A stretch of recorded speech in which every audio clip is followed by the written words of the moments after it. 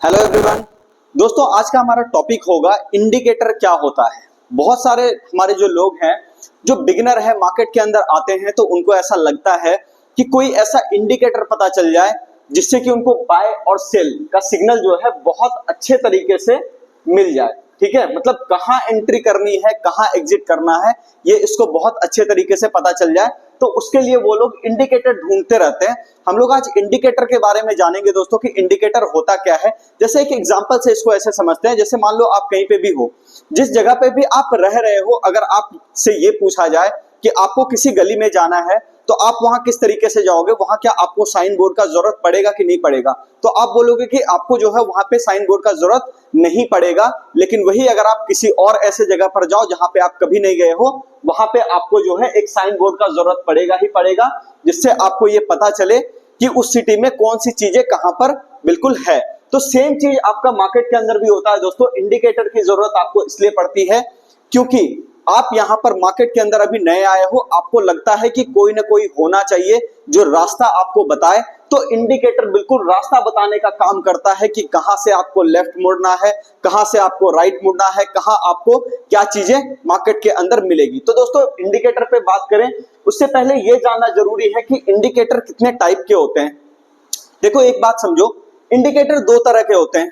पहला होता है लीडिंग इंडिकेटर। ठीक है, पहला होता है आपका लीडिंग इंडिकेटर। लीडिंग इंडिकेटर का मतलब हो गया आपका जो इंडिकेटर आपको पहले इंडिकेट करे प्राइस से पहले, यानी प्राइस अगर कहीं जा रहा है और वहां पे आपको ऐसा दिखे कि ठीक है प्राइस अब जो है जाता हुआ दिख जरूर रहा है लेकिन वो वहां से रास्ता बदल सकता है, तो इसको हम लोग कहेंगे लीडिंग इंडिकेटर। वो आपको पहले ही इंडिकेट कर देगा। लीडिंग इंडिकेटर जो होगा कि यहां से आपका आगे की साइड पे मान लो कोई प्राइस इस तरीके से चल रहा है, ठीक है, तो चलने के बाद अगर वो मुड़ने वाला है तो वो जो लीडिंग इंडिकेटर होगा वो पहले से आपको बताने लगेगा कि यहाँ पे कुछ ना कुछ गड़बड़ होने वाला है, भले प्राइस ऊपर जा रहा हो तब भी। ठीक है, एक होता है दोस्तों लैगिंग इंडिकेटर। लैगिंग इंडिकेटर जो आपका होता है उसके अंदर अगर हम लोग बात करें तो यहां पर आप ये देखोगे कि लैगिंग इंडिकेटर की अगर हम लोग बात करें तो वो आपको थोड़ा सा लेट बताता है। यानी मान लो ये आपका प्राइस चल रहा है, ठीक है, और प्राइस चलने के बाद जहां से चीजें टर्न होंगी यहीं पे आपका क्या था, लीडिंग इंडिकेटर बता रहा था यहाँ पे कि प्राइस आपका नीचे आ जा सकता है, पहले वहां पे ये पता चल रहा था। लेकिन लैगिंग इंडिकेटर में थोड़ा सा देर से पता चलता है इस एरिया पर या फिर इस एरिया पर, जब प्राइस आपका एक अच्छा खासा चाल लेके नीचे के साइड पे मूव कर जाता है, तब जाकर के आपको लैगिंग इंडिकेटर जो है ये बताता है कि यहाँ पे आपको सेल करना चाहिए। ठीक है, हालांकि देखो दोनों इंडिकेटर अपने अपने जगह पे सही है, लेकिन लीडिंग इंडिकेटर को आपको ज्यादा यूज करना चाहिए। लैगिंग इंडिकेटर, एक दो लैगिंग इंडिकेटर को भी आपको यूज करना जरूरी होता है, क्योंकि देखो एक चीज को आप देख करके सीधे सीधे कंक्लूड नहीं कर सकते कि वहां पे क्या होगा, प्राइस कहां से टर्न करेगा। कुछ चीजों को साथ में मिला करके देखना पड़ता है, तब जाकर के आप वहां से एक कंक्लूजन निकालते हो कि हाँ ठीक है प्राइस यहां से टर्न करेगा नीचे की साइड, या फिर कोई गिरता हुआ चार्ट अगर आपका यहाँ पे आ रहा है, सेटल कर रहा है, तो फिर यहां से प्राइस आपका टर्न करेगा ऊपर की साइड। तो दोनों इंडिकेटर का एक खास कॉम्बिनेशन होना चाहिए दोस्तों। अब हम लोग यहां पर बात करते हैं कि इंडिकेटर में कौन कौन से इंडिकेटर आपके होते हैं, इंडिकेटर आप कैसे लगा सकते हो। सबसे पहले अगर हम लोग यहां पर बात करें तो दोस्तों यहां पर देखो एक वेबसाइट है आपका investing.com। ठीक है, ये एक फ्री वेबसाइट है, आप चाहो तो इसका इस्तेमाल कर सकते हो। यहां पे जब आप जाते हो चार्ट को प्लेस करते हो, प्लेस करने के बाद यहां पर आप देखो यहां पे एक इंडिकेटर का साइन आता है। ये सारे आपके इंडिकेटर ही है जो आप यहां पे देख रहे हो।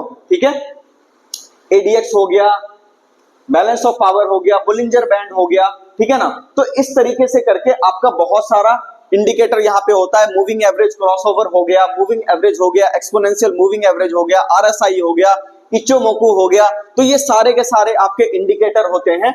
अब यहाँ पर हम लोग थोड़ा सा बात कर लेते हैं कि कौन सा इंडिकेटर है जिसको कि अगर हम लोग यूज करें तो मोटा मोटी एक आइडिया अपने को मिले कहां पे बाय करना है कहां पे सेल करना है।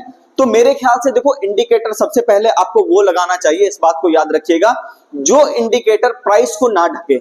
जो भी इंडिकेटर प्राइस को ढक देगा, प्राइस के कहने का मतलब ये हुआ जैसे कि यहां पर आप देख रहे हो कि ये एक आपका चार्ट है, ठीक है, ये आपके स्टॉक का चार्ट है।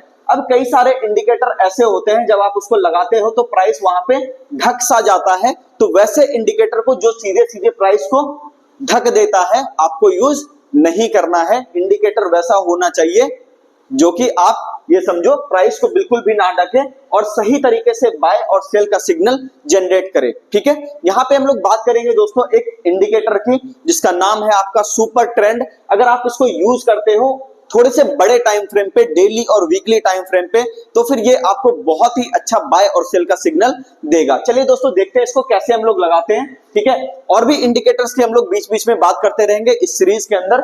यहाँ पर देखिए सबसे पहले हम लोग बात करते हैं सुपर ट्रेंड की। ठीक है, ये रहा आपका सुपर ट्रेंड, ये लग गया। ये देखो इसके अंदर जो है बहुत ही अच्छे तरीके से बाय और सेल का सिग्नल आपका जनरेट होता है दोस्तों। अगर आप इसको डेली चार्ट के ऊपर यूज करते हो, ये देखो यहाँ पे, तो ये बहुत ही अच्छा आपको बाय सिग्नल देता है। जैसे कि यहाँ पर इसने क्या किया, आपको बताया कि ये वाला जो लाइन है आपका, जैसे ये आपका नीचे के साइड पर, इस लाइन के नीचे आपका प्राइस काम कर रहा है, आपको यहाँ पर बाइंग नहीं करनी है। जब तक इस लाइन के ऊपर नहीं आए, प्राइस सेटल ना करे, तब तक आपको यहाँ पर बाइंग नहीं करनी है। ठीक है, अब आप देखो अगर सिर्फ इसके बेसिस पे हम लोग डेली चार्ट के ऊपर, देखो टाइम फ्रेम बहुत इंपॉर्टेंट है। जब भी आप टाइम फ्रेम को घटाते हो, ठीक है, जब भी आप टाइम फ्रेम को घटाते हो तो कहीं ना कहीं आप देखोगे कि आपको दिक्कत आने लगेगा काम करने में। इसलिए टाइम फ्रेम थोड़ा सा मीडियम टाइम का आपका होना चाहिए।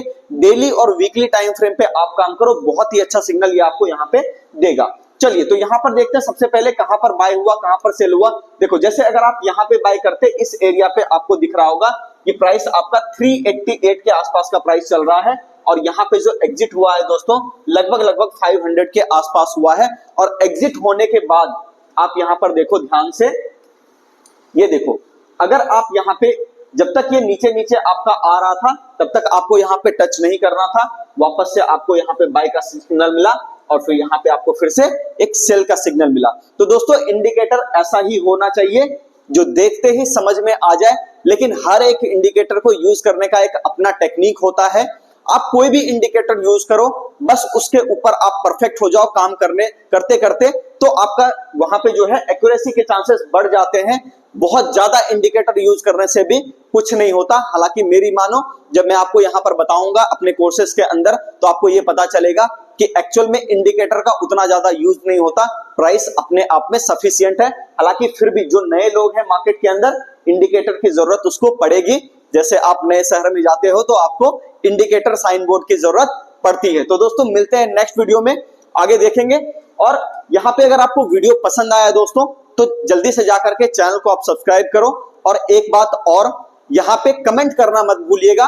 वीडियो का कोई सीरीज चाहिए आपको तो उससे रिलेटेड मैं कोशिश करूंगा कि आपके लिए वीडियो लाता रहूं। मिलते हैं दोस्तों नेक्स्ट वीडियो में, धन्यवाद।